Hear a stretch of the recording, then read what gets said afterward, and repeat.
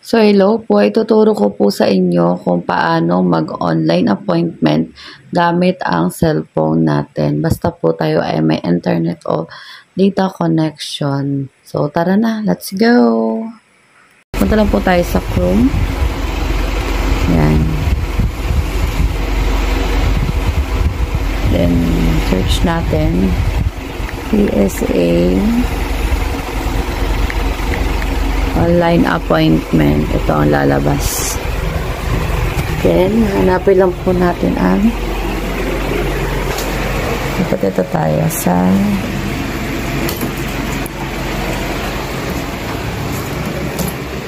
saan ba yun? Ito. PSA Online Appointment System. Philippine Statistics Authority. Yan. Ilan. Click natin. Then,